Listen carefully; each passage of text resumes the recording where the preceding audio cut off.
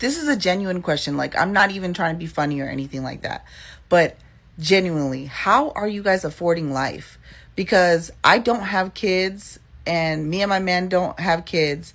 We both go half on the mortgage and the bills, and we're still barely making it by. So I really don't understand how, like, people with children or even one child, like, how are you guys affording life? Like, I don't, like, where are you getting the money from? Like, do you guys have like 3 or 4 jobs? Do you have like side hustles? Like, are you taking out loans? Like, do your parents have money? Like, I know everyone can't have a good paying job, like, because majority of people that I know, we have average jobs. So where are you guys getting this money from? Did you guys like save money from, when things were better in the world? Or like, genuinely, I really am asking. I really want to know, like, how are you guys affording life right now? I'm so tired of living paycheck to paycheck. I just waited for the mailman to show up so I could get my paper check in the mail that I've been waiting for weeks. So I could come to the bank and deposit it. But because I have negative money in my account, I'm only going to get like a little bit of it because like I can only access $100 for the first day.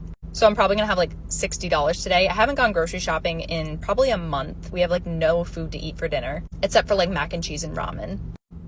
I have $300 electric bill that's overdue. My phone bill's overdue. I just gave my husband my last paycheck from last week so we could pay the mortgage 2 weeks late. And in 10 days or 11 days, the mortgage for next month is due. So it's like this paycheck isn't even like, why do I even have it? Like, they might as well take my paycheck and just send it to all my bills.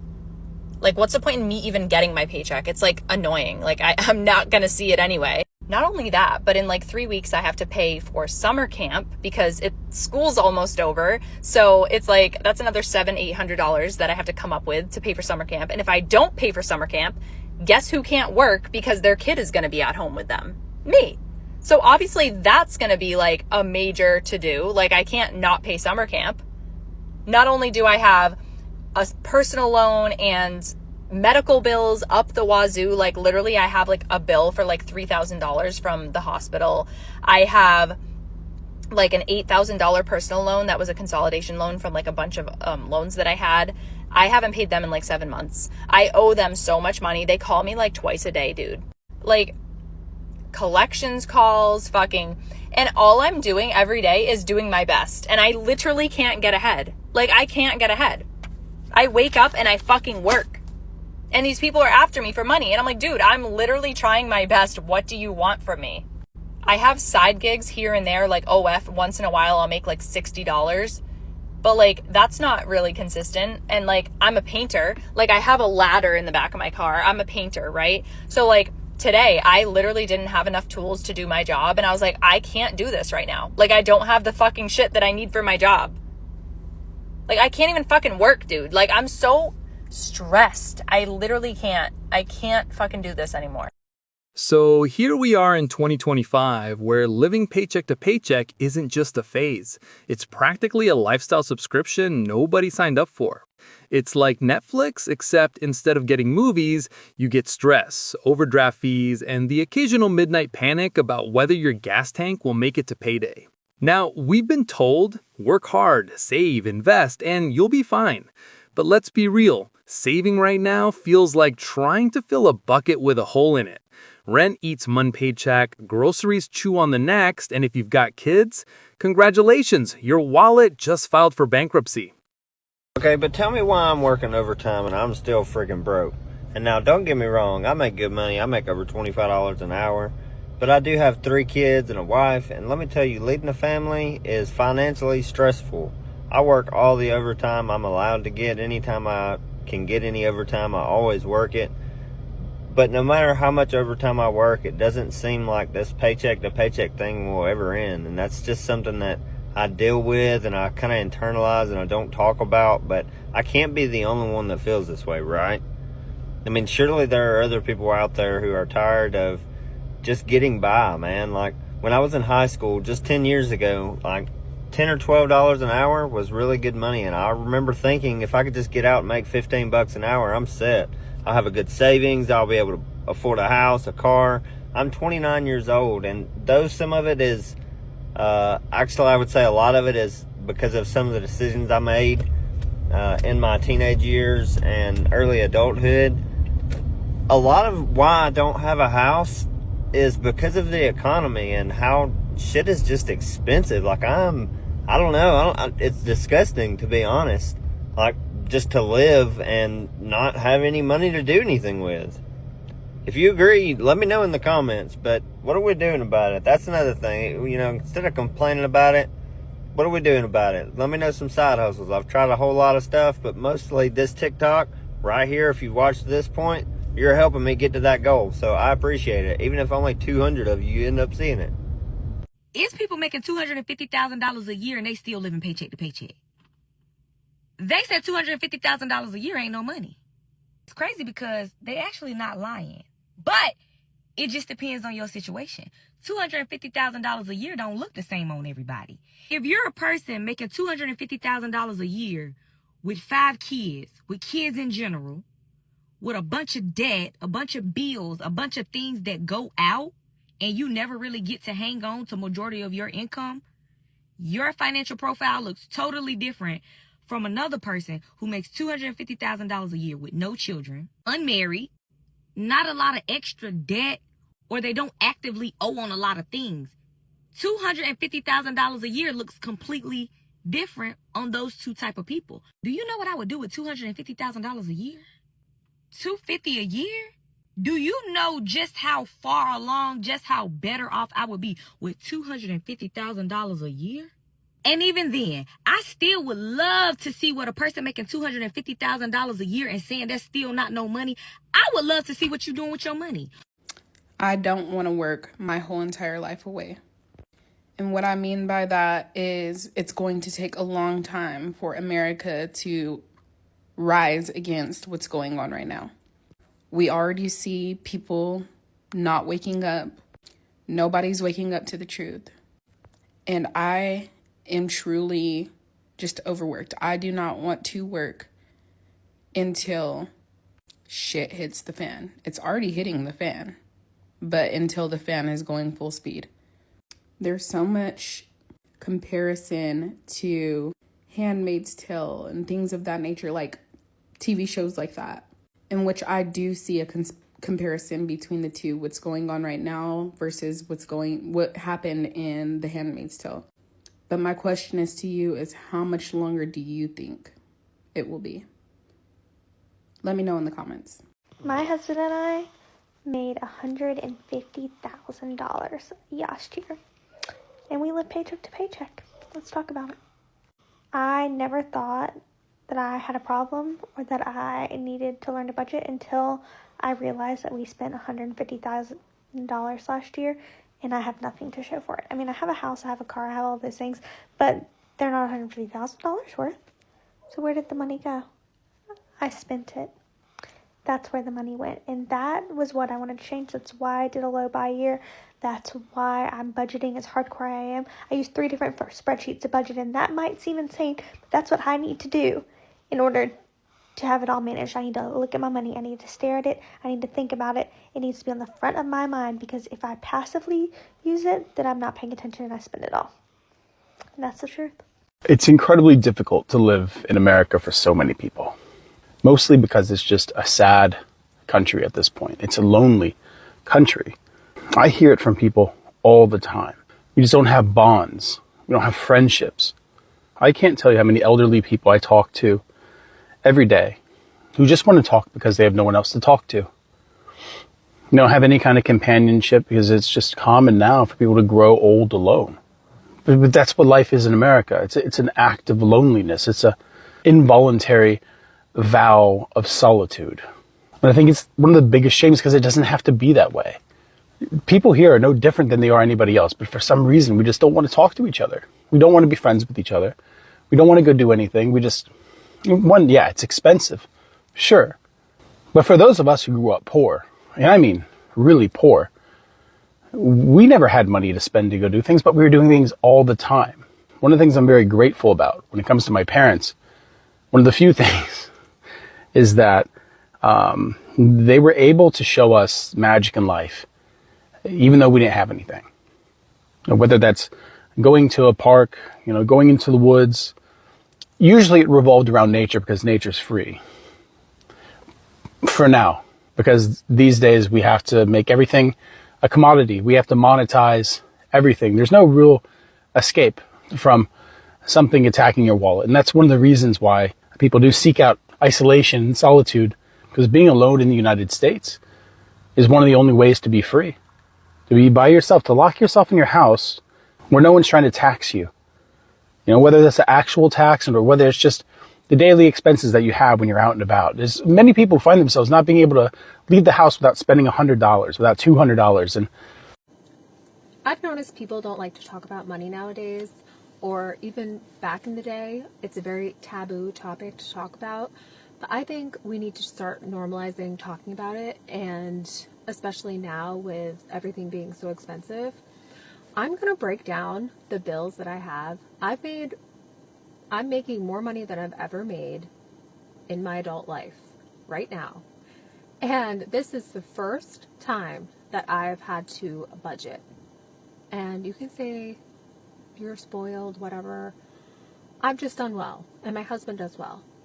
We don't live in a grandiose house. We live in a nice house, yes. We live in a very nice city, yes. But let's break down some of the bills. Let's just be completely transparent. So, first bill is the mortgage. My mortgage is almost $3,300 a month. The second bill, my biggest bill, is my daughter's school. That's almost $24,000 a year. The third biggest bill would be my utility bill. Apparently, we had a toilet running, and so last month, our water bill, I think I made a video about it, was $514. So I had to pay that. They wouldn't do anything about it. They said the water had to go somewhere. We had somebody come out and check for any type of leak. There was no leak. We were forced to pay that on top of the regular water bill, which is usually $90 a month. Then you have your electricity bill, and that's usually around $130 a month. Then you have car payments.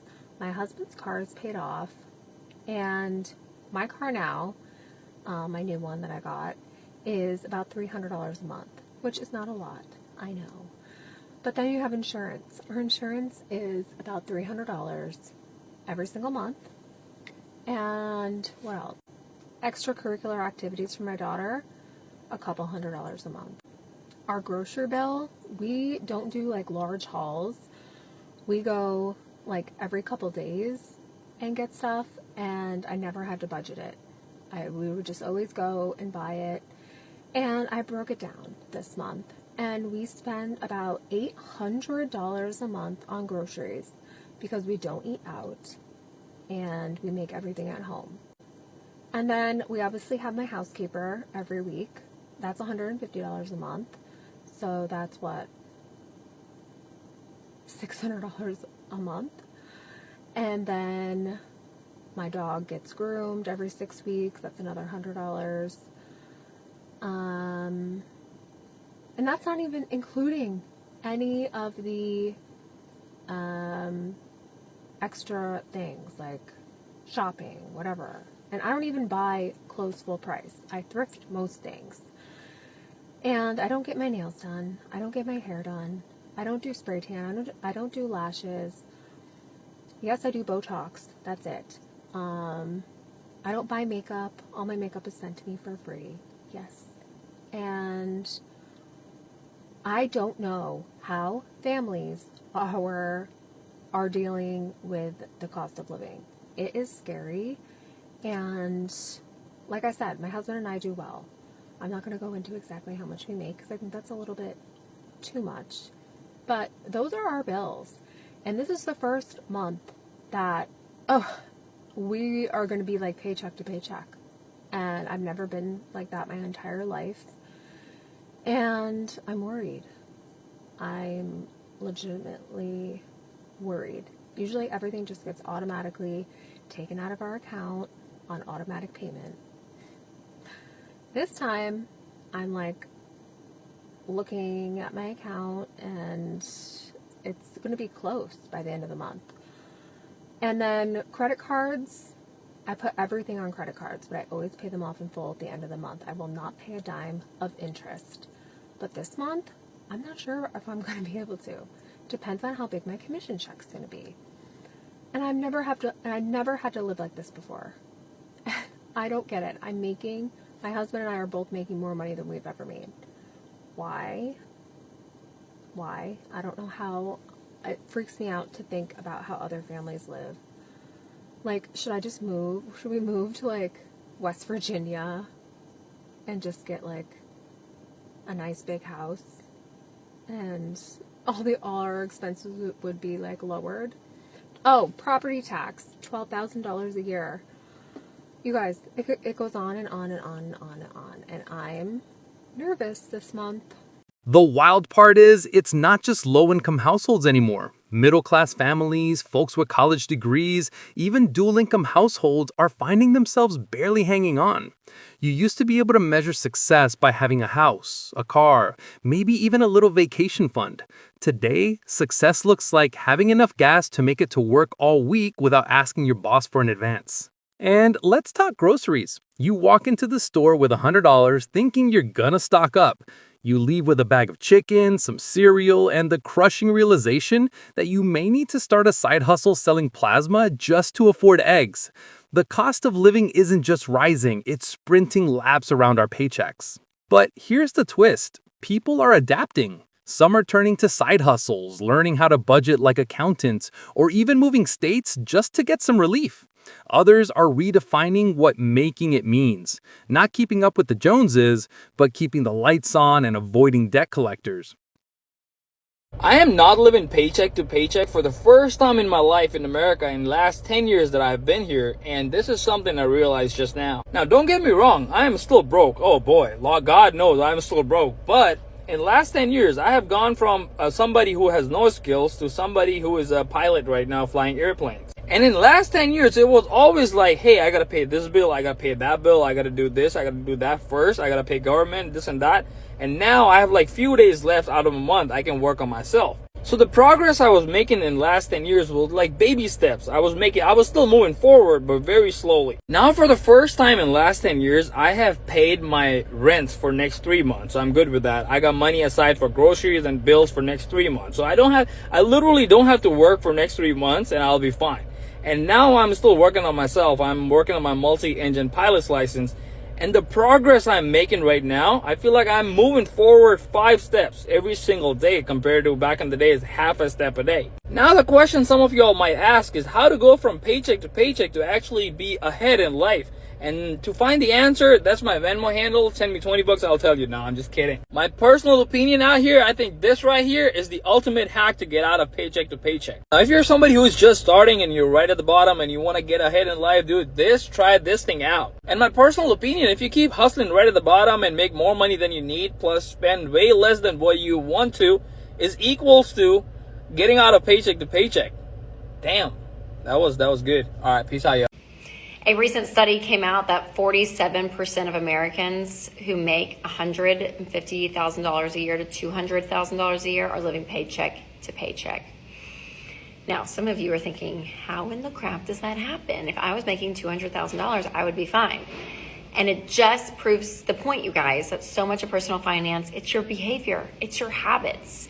I mean, lifestyle creep, it's a real thing. When you're used to living at 100 grand and then you make 120, you get used to that, and then you get used to 140, and it keeps going up. Regardless of how much money you make, your habits really do form around your income. And so that's why you have to be so careful. So don't always have hope that just because my income goes up, I'm going to be okay. Because the truth is, if you have bad habits and you make more money, you're just going to make bigger and bigger mistakes.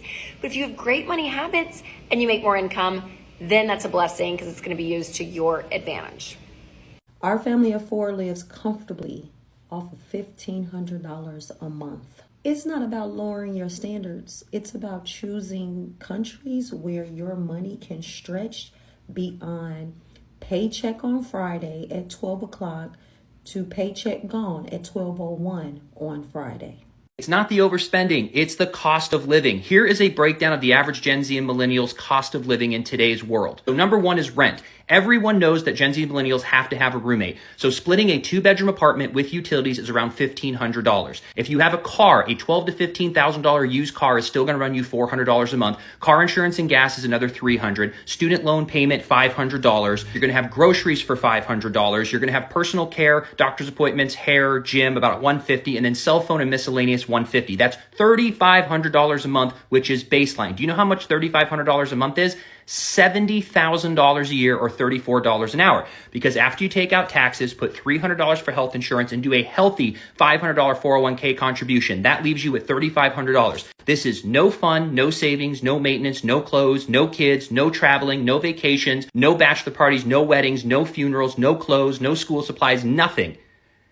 And this is paycheck to paycheck. And on top of it, they're holding $40,000 of student loan debt, a $15,000 car, and if they ever wanted to buy a house with closing costs and the down payments, another $50,000. So they need $105,000. So even if they were somehow able to scrounge up after $70,000 of paycheck to paycheck, $5,000 to go to a concert, to have avocado toast, whatever it is, $5,000 a year, it would take them 20 years to pay off this debt and save up for a house. 20 years of living with the roommate where that rent's going up, and they're making $70,000 a year as a college graduate. The average person in this country makes $50,000. It is not the overspending.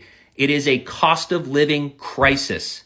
65% of Americans live paycheck to paycheck. 65% of Americans do not even have $1,000 for an emergency fund. More than that are 2 paychecks away from homelessness. The states struggling right now the most, the people in the states, the top 2 are both red states. Number 1 is Texas. The people there are struggling financially. The second state is Florida, another red state. The people are struggling. What do you think is going to happen when they lose their job in a couple weeks? They can't afford groceries. They can't pay their car payment. They can't pay their light bill. They're going to be up in arms. You and I know, because we're smart, know that it's going to be the regular average Joe that is going to be screaming in the streets, screaming because of our government. Just remember, Republicans did that. Trump supporters did that. Is anyone else fed up with the daily routine of get up, go to work, come home, look after the kids, make dinner, go to sleep, get up, go to work, do the same shit every day? I am bored of it, absolutely bored of it. And I do ask myself sometimes, where did I go wrong? Where did I go wrong? You've got 18-year-olds, 19-year-olds, 20-year-olds out there claiming to earn the money and living a high life. And you think, when I was 18, I was scrambling for a job, trying to get some work and trying to earn some money. And I'm still doing that now. Don't get me wrong, I've got a job and everything, but the money's never enough. It's never enough. People going on holidays, people doing this, people doing that. And it's what am I doing wrong in comparison to the other people? How are people affording a holiday? Don't get me wrong, I work, I earn a wage, and it's not a bad wage. It's all right, but I seem to be spending it on everything else. I'm fed up with living paycheck to paycheck, just covering bills at the moment, scrambling to get money together to buy food shopping, and you've got all these people. I don't get how people are affording holidays at the moment. It really, really does baffle me. I don't understand it. Either they're getting paid a hell of a lot more than what I am, then fair enough, or they're doing something illegal. Don't get me wrong, you've got girls out there flashing their gas for a bit of cash, and they're making pay. They're making loads of money, and it's what the hell do I need to do to be able to get to the point where I can just sit back and relax and actually just say, look, let's book that holiday, let's just go. What am I doing wrong? I'm working every day and I can't seem to win. I don't know what it is. So yeah, if anyone knows out there, please tell me, because I am not enjoying this at the moment, and I'm sure there's a lot of people that don't. So yeah. All right, let's just chit-chat again about that living paycheck to paycheck on a $120,000 salary for a second. First of all, I want to apologize from the deepest part of my soul for grossly underestimating your taxes. If you are someone who lives in New York State, you pay 29.4% taxes on that $120,000 salary, not the really, really lowball 25% that I said. But since everyone in the entire world apparently lives in Manhattan, yes, you would pay 32.9% of your money to taxes if you live in the city. So we'll use that number since everyone in the world lives there, like I just said. This is calculated for someone with a $120,000 salary. If you see their take-home pay for the entire year is $80,513 in New York City. So if you live in New York City, divide that by 12, your take-home pay is $6,709.42. All right, now with all of your beautiful input about all of these ridiculous prices that you're paying for things, I've done some more math, so please pause to read if you feel like it. If not, I don't care. All right, we're done with that. The only number I will apologize about in my first post was definitely health insurance, and that is solely because I forget that as a teacher, I get a good discount on that, so might be on that one. So I put that number up quite a bit. Now you may be looking at those numbers and thinking, see, yeah, I am living paycheck to paycheck. I can't max out my 401k. Well, that's not the point. So for a few things here, you have to realize that you are living above your means if you are making every single payment that you saw on that list. The first thing being, if you are someone coming out of college with all this debt that you claim to have, paying $500 to $1,200 a month, which is fair because, you know, college do be expensive, you should not be trying to get a one-bedroom apartment by yourself in downtown Manhattan. You should either, one, be looking for roommates, or two, just live outside of the city until you can actually afford living in the city. Another thing is, I don't know a single person, and I've lived in New York my entire life, living in Manhattan, New York City, any of the 5 boroughs even, that has a car that they pay $900 for per month. Because first of all, where are you going?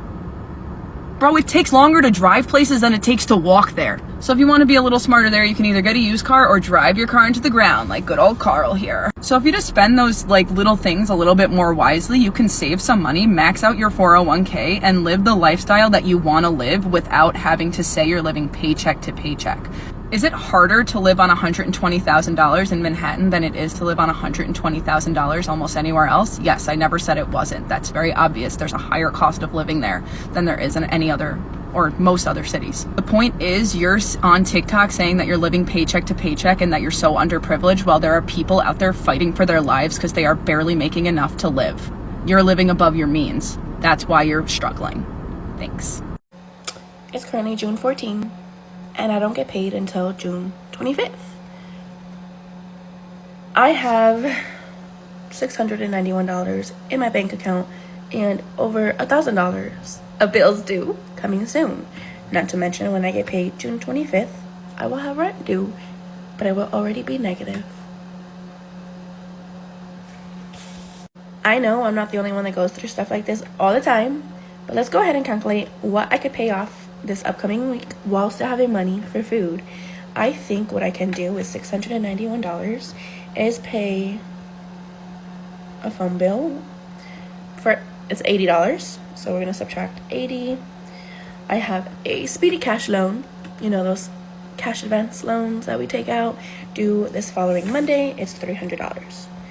If I do that, that leaves me with a total of $311. So as of right now, I think that's all I'm gonna worry about paying right now. wait, I'm gonna send $100 to my credit cards, so actually I will have $211, and I think that's enough for food for next week, and then I'll survive and figure out the rest later. And while it's frustrating, there's also a collective awakening happening. People are questioning the system, questioning their priorities, and realizing that maybe happiness isn't about buying more, but about finding stability and peace in less. So yeah, paycheck to paycheck might be the new normal, but it doesn't mean we're powerless. It means we've got to get smarter, more creative, and maybe a little funnier, because if you can laugh about it,